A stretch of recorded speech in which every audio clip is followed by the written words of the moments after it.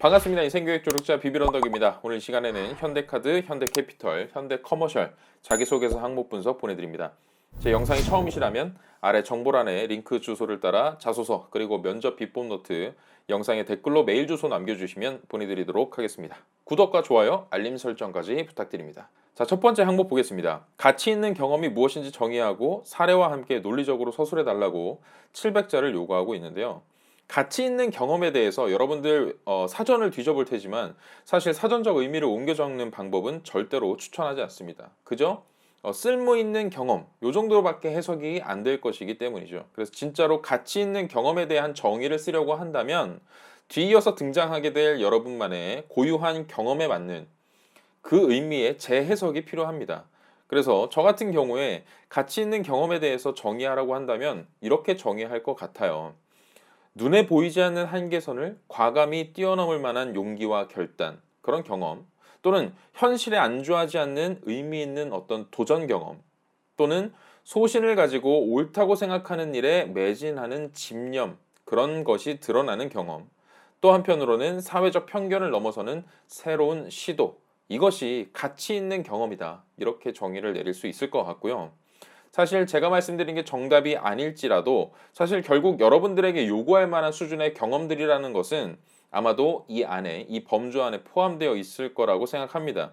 그래서 우리가 흔히 하는 말로 이런 말이 있잖아요. 해볼 만한 가치가 있다. 이런 표현들 자주 하지 않습니까? 비록 실패하더라도 시도 자체가 좋은 선례로 남게 되거나 무모해 보일지라도 사실 성공만 할 수 있다라고 한다면 기존의 어떤 것보다 새롭고 혁신적이고 효율적인 그런 경험들, 이런 것들이 바로 가치 있는 경험이라고 할 수 있는 거거든요. 제가 좋아하는 영화 중에 벤자민 버튼의 시간은 거꾸로 간다라는 영화가 있는데 거기에 이런 대사가 등장합니다. 옳은 일을 하는 데 있어서 늦었다는 건 없다. 저는 이 이야기를 사실 30살의 나이로 처음 면접을 보던 면접장에서 이야기한 적이 있어요. 그래서 비록 신입으로서 나이는 많지만 지금 이 기업에서 추구하는 가치를 함께 실현시켜 나가기에 조금도 늦었다는 생각은 해보지 않았다. 이런 말과 함께 이야기를 했었거든요. 그래서 여러분들도 이런 맥락에서 힌트를 좀 얻으셨으면 좋겠습니다. 그러니까 결국 가치 있는 경험이라는 것은 지금 당장 내가 실현해내지 못하는 어떤 물리적, 정신적 한계가 있음에도 불구하고 그럼에도 불구하고 마땅히 해볼 만한 도전, 이런 것들에 대한 소재가 아닐까라고 저는 생각을 해요.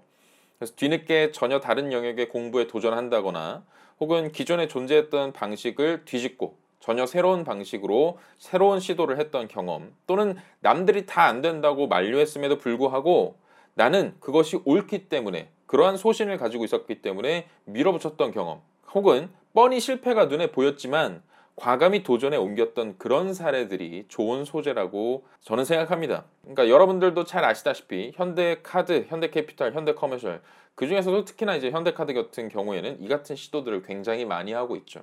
그래서 이렇게 경험에 맞는 정의를 미리 바로 세워 놓아야 뒤이어서 나오는 그런 서술들이 논리적으로 작성이 될 수 있습니다. 그리고 지문에서 요구하는 대로 정말 논리적인 서술이 되려면 이 경험을 통해서 깨닫게 된 가치라는 것이 과연 의미가 있었다는 그런 결론이 필요한 거예요. 그래도 감이 안 잡히실까봐 제가 저의 사례를 한번 예로 들어서 얘기를 해보겠습니다.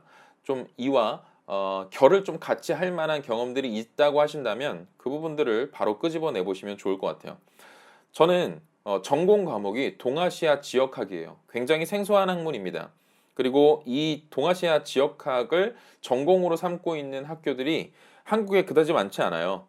근데 여러분들께서 이제 동아시아 지역학이란 이야기만 들어도 아실 수 있겠지만 쉽게 상상할 수 있듯이 중국어나 일본어 과목이 이제 전공 필수로 들어가죠. 그리고 중국과 일본의 문화 같은 것들을 심오화 학습하는 차원에서 각각 중국 학회 그리고 일본 학회가 있었습니다. 그런데 정말 이상한 일이라고 저는 생각을 했어요. 왜냐하면 한국 학회가 없었기 때문입니다. 왜 한국 학회는 없는 거지? 이런 단순한 물음이 시작된 날로부터 저는 대학원생들을 찾아가 설득해서 우리 한국 학회를 만들자고 이야기를 꺼냈었습니다. 그래서 대학에 위치하고 있었던 그 지역 내에서 벌어진 역사적 사건들을 먼저 이제 조사를 하고 지역 주민들을 직접 인터뷰하면서 기록하는 것, 그것을 이제 주요 과제, 첫 번째 과제로 삼았었거든요. 그래서 당시에 사실 중국 학회나 일본 학회에 있던 선배들이 저를 많이 비웃었었습니다. 굳이 그럴 필요가 있냐는 것이었죠.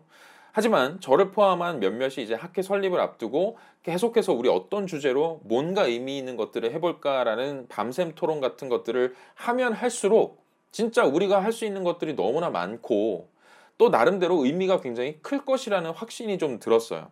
그래서 결론적으로 말씀드리면 제가 대학을 졸업한 지 올해로 13년이 지났습니다. 한국학회 어떻게 되었을까? 제가 확인한 바로는 한국학회가 설립한 지 올해로 14주기를 맞았습니다. 그리고 매년 간행물을 만들어내거나 학보사에서 연구 결과를 기고하기도 하고 있습니다. 그리고 이제 중국 학회나 일본 학회보다 지금은 회원수가 월등히 많다고 제가 들었거든요. 그러니까 지금 다시 한번 생각을 해봐도 그 당시의 도전만큼은 굉장히 값진 가치가 있었다고 생각해요. 선배로서 좋은 문화를 후배들한테 물려주기도 한 것이고 어떤 전통이라는 것을 처음 만들었던 그런 경험이기도 했습니다. 이러한 경험이 저는 가치 있는 경험에 부합한다고 생각을 합니다. 그래서 여러분들도 이런 것들에 대해서 제가 말씀드린 부분에 어느 정도 공감을 하신다고 생각을 하신다면 본인만의 어떤 무모했던 그리고 과감했던 그리고 의미 있었던 그런 경험들을 꺼내서 작성을 해보시면 좋을 것 같아요. 그래서 항목 자체가 굉장히 기발하고 재밌어 보여서 제가 도저히 항목 해설을 안 하고는 못 버틸 것 같은 마음에 좀 신나게 항목 해설을 좀 작성해 봤던 것 같습니다. 자, 2번 항목 넘어가 보겠습니다.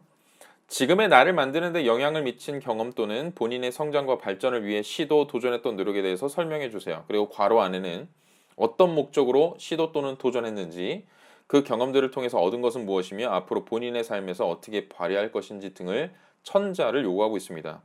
또 추가적인 지문에는 한 가지 경험에 대해 서술해도 무방하다. 그리고 직무와 관련이 없는 경험이어도 괜찮다라고 이야기를 친절히 해주고 있습니다. 자, 성장 과정을 묻고 있는 거예요. 근데 지문에도 나와 있지만 하나의 경험을 써도 무방합니다라는 말은 복수의 경험을 쓰는 것이 일반적이다라고 해석하셔도 되는 것이고, 직무와 관련이 없어도 된다.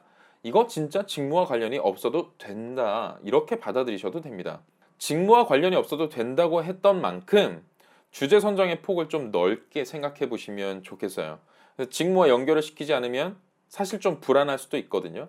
그렇다면 저는 두 가지 경험을 통해서 한 가지는 직무와 정말 무관하게 나의 성격을 잘 드러낼 수 있는 그런 영향을 준 사건 하나를 꼽을 것이고, 또 다른 하나의 경험에는 직무에 대한 관심이나 노력을 했던 구체적인 과정이 담긴 경험들을 두 가지로 나눠서 작성을 해보는 것도 사실 추천할 만한 방식입니다.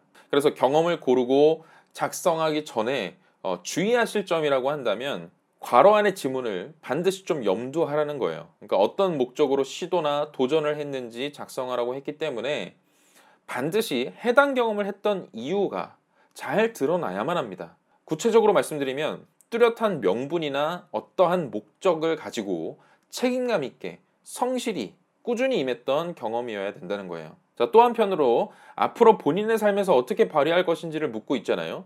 그렇기 때문에 해당 경험을 통해서 얻은 인사이트에 대해서 충분히 분량을 좀 할애해서 작성하시는 노력이 필요합니다. 적어도 두세 줄 정도는 할애를 하셔서 그래서 내가 어떤 인사이트를 얻었고 앞으로 어떻게 발휘할 건지에 대해서 작성이 되어야 되는 것이죠. 그래서 두 가지 소재를 고른다면 각각 소제목을 작성해서 단락 구분을 해주시는 것이 좋을 것 같아요. 그래서 읽는 사람이 잘 이해할 수 있도록 땡땡 경험을 통해 깨닫게 된 땡땡, 요 정도로 이제 의미가 잘 와닿을 수 있도록 소제목을 작성하시면 될 것 같고요. 그리고 곧바로 해당 경험의 배경 설명부터 순차적으로 작성을 해나가시면 될 것 같습니다. 또 특히나 지금의 나를 만드는 데 영향을 미친 경험이나 성장 발전에 관련된 질문이기 때문에 본인의 단점을 커버하기 위해서 또는 가지고 있는 강점을 더욱 강화하기 위해서 혹은 확인하기 위해서 어떤 실천 노력을 했다. 이런 소재 굉장히 좋습니다. 또 직무에서 필요로 하는 어떤 자세나 태도, 핵심 스킬에 대한 부분에 관심을 가지게 된 단순한 그런 호기심에서 머무른 것이 아니고 나는 그런 호기심을 전문성으로 키워오기 위해서 이런 노력까지 해봤다 라는 경험도 충분히 좋은 소재가 될 수 있고, 아마도 사실 어느 누구나 이런 실천을 할 때 어려움 혹은 장애물 이런 것들이 따르기 마련이거든요. 여러분들도 한번 생각해 보시면 그다지 그렇게 순탄치만은 않았을 것이다. 따라서 그런 장애물들을 포함을 하셔서 기술하시고, 하지만 그럼에도 불구하고 나는 이것을 어떻게 극복을 했다. 그리고 이 과정 속에서 미처 생각지 못했던 부분까지 나는 추가적으로 깨닫게 되는 그런 사건이었다. 라는 식으로 기술이 이어진다면 굉장히 훌륭한 작성이 될 수 있을 것입니다. 그래서 지금까지는 기획관리 부문과 관련해서 항목 해설을 해드렸는데요. 사실 소프트웨어 엔지니어 항목과 관련해서는 제가 굳이 해설을 하지는 않겠습니다. 왜냐하면 항목에서 원하는 내용들이 굉장히 디테일하게 가이드 수준으로 나와 있어요. 여기서 여러분들께서 핵심적으로 인지해야 할 키워드라는 것은 내가 가지고 있는 전문성을 어떻게 하면 잘 드러낼까, 요거에만 좀 집중하시면 됩니다. 그래서 사실 괄호 안의 지문들을 순서대로 누락 없이 작성을 하신다면 문제가 없을 거고요.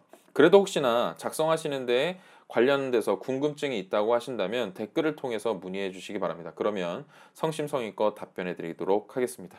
네, 그래서 이상으로 현대카드와 현대캐피털, 현대커머셜 자기소개서 항목 분석 보내드렸습니다. 지금까지 비비런덕이었습니다. 여러분, 할 수 있다잉.